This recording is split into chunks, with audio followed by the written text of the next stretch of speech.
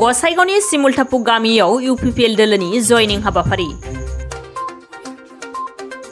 प्रमद बर' दैदेननाय UPPL सरकारखौ मोजां मोननानै गसाइगाव महकुमानि सिङाव थानाय सिमुलटापु पिजिआर गामिनि गासैबो रायजो राजाफोरा खौसेयै इउपिपिएल दोलोआव जयनिं जायो।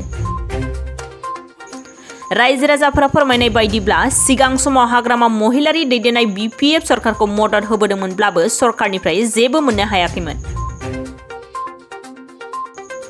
बेनि थाखायनो दिनै आथिखालाव प्रमद बर' दैदेननाय इउपिपिएल सरकारनि खामानि मावनायखौ मोजां मोननानै इउपिपिएल दोलोनि माखासे दैदेनगिरिफोरजों सावरायलायनानै गामिनि गासैबो रायजो राजाफोरानो खौसेयै इउपिपिएल दोलोआव जयनिं जायो।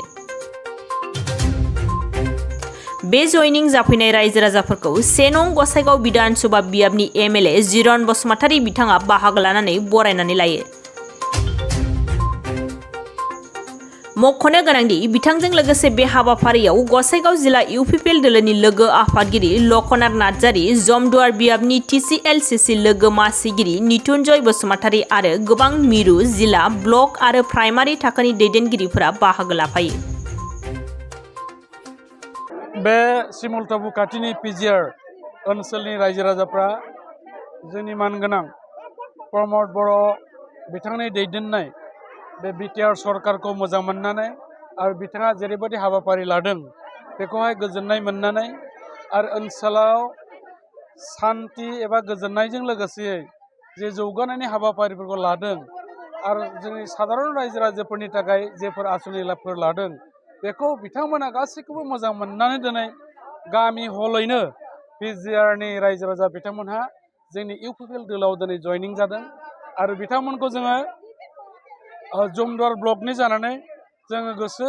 गोरबोजों बिथांमोनखौ बरायनानै लादों आरो इउपिपिएलनि जानानै बिथांमोनखौ जों बरायदों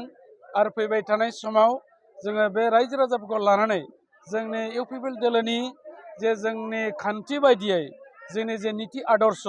बेखौ लानानै मोनफ्रोमबो ओनसोलाव जेरैबायदि जों जौगानाय खामानिखौ मावदों रायजो राजाफोरनि थाखाय जे हाबा मावदों थिग बेबायदिनो नैबे पिजिआर ओनसोलावबो जोङो दिनै मावनो थाखाय बिथांमोनजों सावरायनानै जों थि खालामनानै लादों। दा बिथांमोनाबो जोबोद गोजोननाय फोरमायदों आरो बिथांमोना थांनाय जे बिपिएफ आमोलनि जे 17 बोसोर बे 17 बोसोराव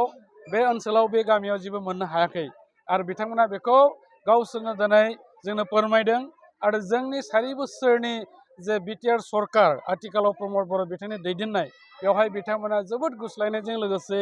गोबां जौगानाय खामानिफोरखौ नुनानै दिनै जों फैदों आरो जों मिजिंथिदों आरो बे गामिल' नङा बिनि खाथि खाला गामिफ्रा जोंखौ लेंहरगासिनो दङ। बिथांमोना साफ्रोमबो बुंनो थाङोबा बयबो दिनै इउपिपिएल दोलोआव हाबनानै बे सरकारजों थाफानानै खामानि मावनो थाखाय थिरांथा लाबाय।